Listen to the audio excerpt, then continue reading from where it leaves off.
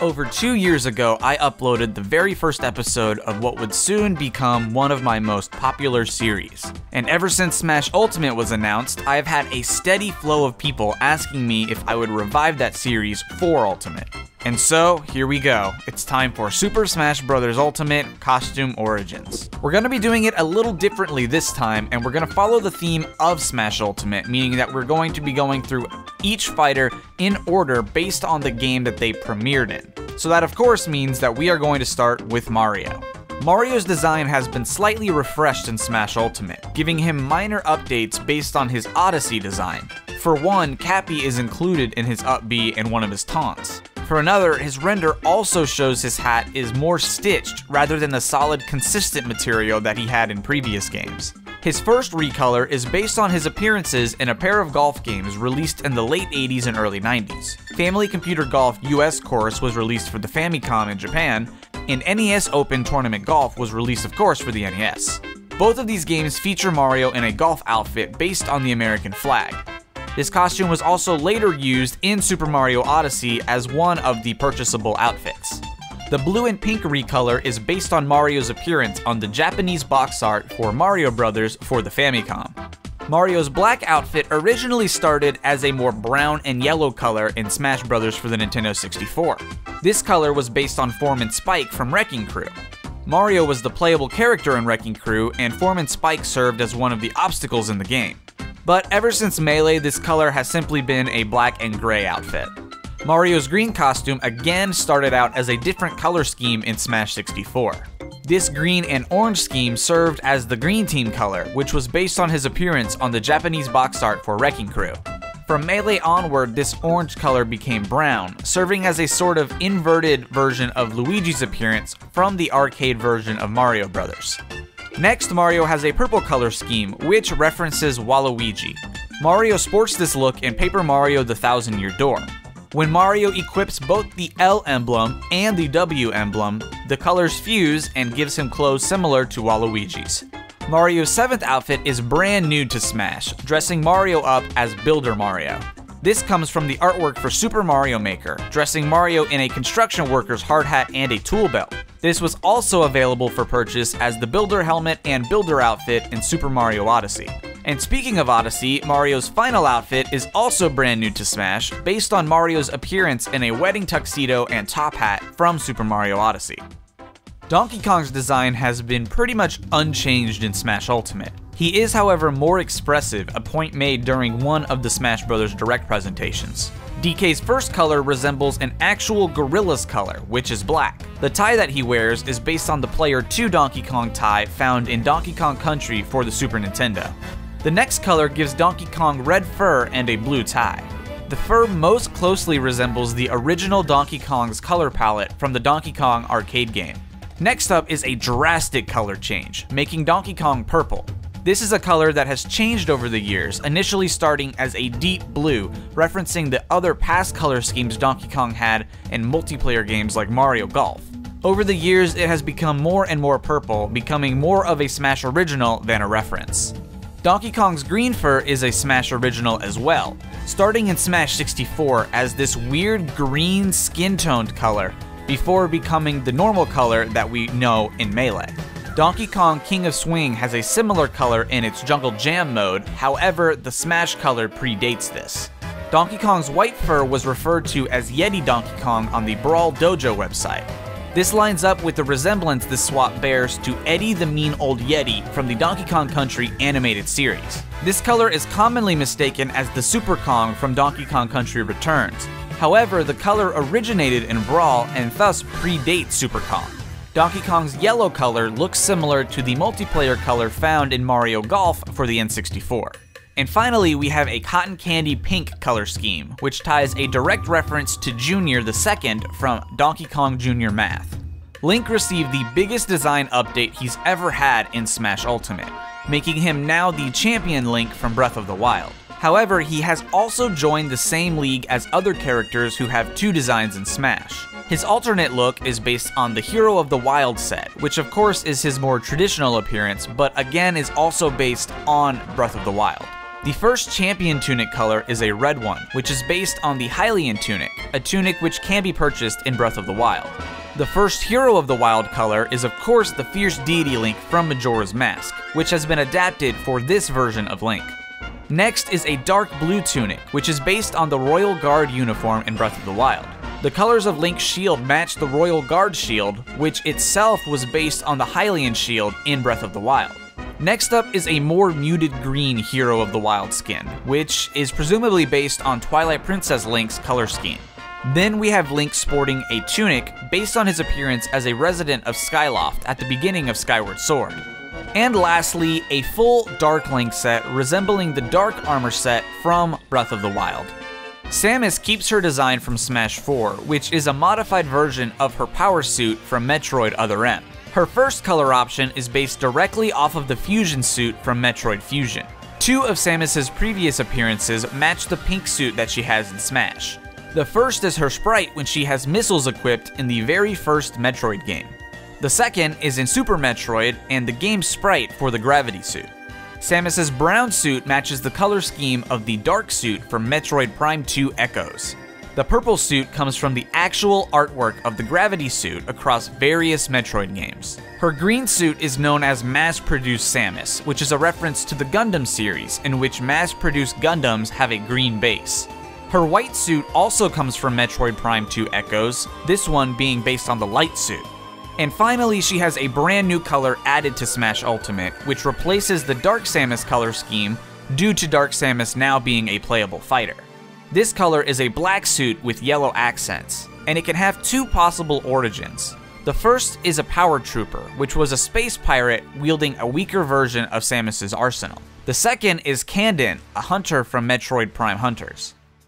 Because Yoshi's design is so relatively basic, he hasn't changed much in this latest Smash game, only receiving very minor tweaks. His first color is Red Yoshi, which originated in Super Mario World and can shoot fireballs after having a shell in its mouth.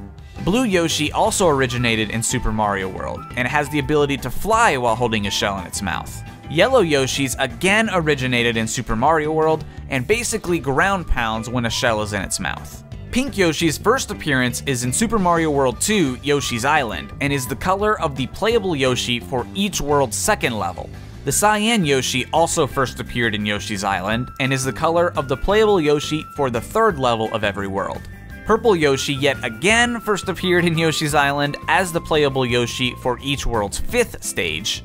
And finally, Smash Ultimate gave Yoshi a brand new costume based on Yoshi's look from Yoshi's Crafted World, which is the upcoming Yoshi game coming to Switch in 2019. Kirby has also pretty much stayed the same throughout all of Smash, having very few changes to his design, which of course makes sense given that he's so basic. Yellow Kirby has officially been stated to be based on Kirby, the Player 2 Kirby from Kirby's Dream Course. Blue Kirby is based on Ice Kirby, which originally came from Kirby Superstar.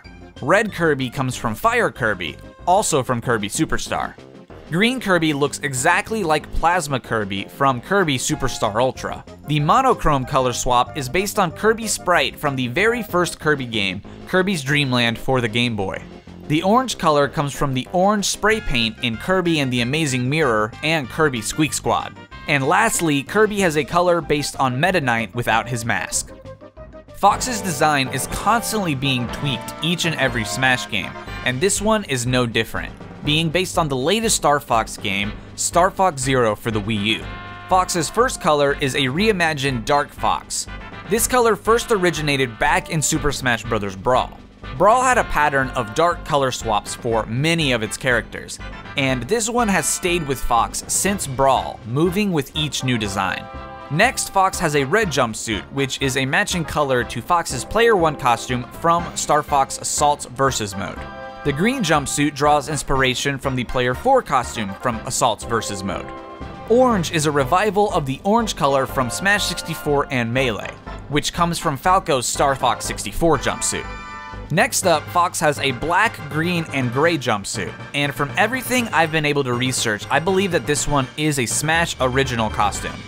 Fox's yellow jumpsuit draws inspiration from his Player 3 outfit from Assault's Versus mode.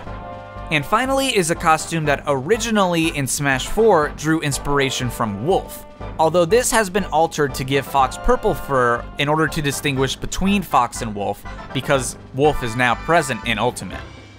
In Smash Ultimate, Pikachu received an update for 2 of its alternate costumes. Previously they were all the male variant, however the last 2 were changed to be female. You can tell by the shape of its tail. Pikachu's first alt gives it its shiny Pikachu coloration, which was incidentally based on a coloration from Pokemon Stadium. The cap has similarities to Red's cap from Pokemon Red and Blue. Next up is the green headband, which comes from Brendan in Pokemon Emerald. This color is also a possible coloration a Pikachu can have in Stadium. Next up is Ethan's hat, which comes from Pokemon Heart Gold and Soul Silver.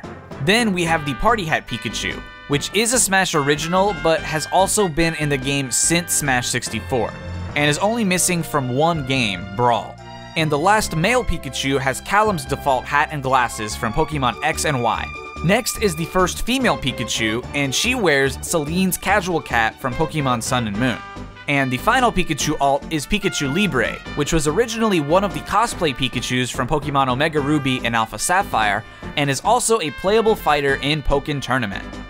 Unlike his brother, Luigi didn't receive any detailed tweaking to his design, staying relatively the same since the previous Smash game. First up is Orange Luigi, which has a similar color scheme to Mario's appearance on the box art for Pinball. Next is a pink costume, which has been in Smash since the very first game, referred to as Strawberry Luigi on the Smash 64 website. It matches Luigi's appearance in Wrecking Crew. Blue Luigi resembles Mario's color scheme from the American box art for Mario Bros. Easy peasy, this one is Fire Luigi. Just like his brother, Luigi also has a Waluigi color scheme, though the L on his hat is purple instead of yellow. Next up is a dark blue and green color scheme, which vaguely resembles his appearance in a Japanese-only Super Mario film, though his shirt is more green-yellow now than exclusively yellow. And finally, we have a green and yellow outfit, which resembles his color scheme in the Atari XE version of Mario Bros. Next up, we have Ness, the psychic kid from O-Net. His design hasn't really changed at all in Ultimate. First up, Ness has an outfit based on Fuel, a character who is ironically not even from Ness's own game, but a non-playable character in Mother 3. According to the Smash 64 website, the yellow and black outfit is based on the Japanese baseball team, the Hanshin Tigers, whose color scheme is also black and yellow. Next up is a green alt with a yellow and orange shirt, which appears to be a Smash original.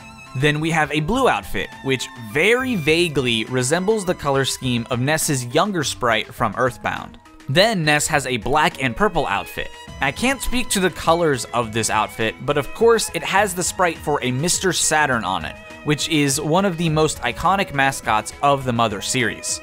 Ness also has a Master Belch outfit, although this one has always puzzled me because while the color scheme is not at all the same as Master Belch, it's definitely based on his design. And finally, Ness has a color scheme based on the new game menu from Earthbound. Speeding his way into Smash next is Captain Falcon, the character who hasn't had his own game in over a decade.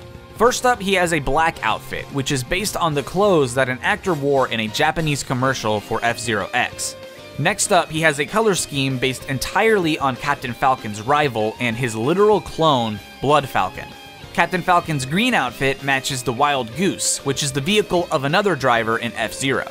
The fifth outfit is a more saturated blue, which is based on Captain Falcon's original appearance in F-Zero and F-Zero GP Legend. Next up is my personal favorite, the white and pink, which comes from Jodie Summer's appearance in F-Zero X.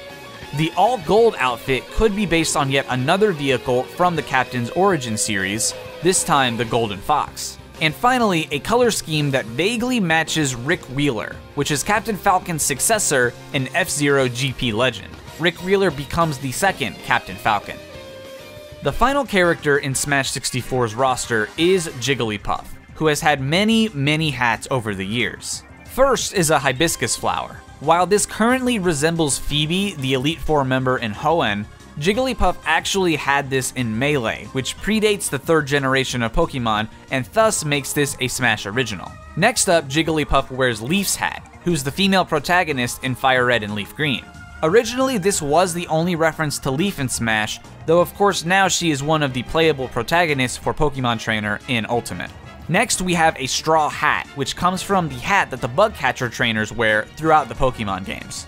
Jigglypuff's green hat kind of has a weird connection, although it's very fitting. This hat comes from the Kirby games, when Kirby copies the sleep ability. Jigglypuff's use of sing and rest makes it very closely related to sleep, so her use of this hat is a nice, cute little nod to the Kirby series. Then Jigglypuff has a bow, which is reminiscent of her red palette swap in Smash 64. She also has a nurse's hat, which of course comes from the Pokemon Center nurse in Pokemon X and Y. And finally, she wears yet another female protagonist hat. This time it's Serena's default headwear from Pokemon X and Y. And that is everyone from Smash 64. These fighters have experienced quite the evolution across all of the Smash games, experiencing more powerful hardware as well as more detailed alternate outfits. Next time, we'll be covering the Melee newcomers and their costume origins. Thank you guys so much for watching. I am so happy to finally be able to bring you the series that so many of you have been looking forward to. If you enjoyed this video, be sure to hit the like button. If you guys are new, be sure to subscribe. I will see you guys next time with the Melee costume origins. Peace out, and I hope you have an awesome day.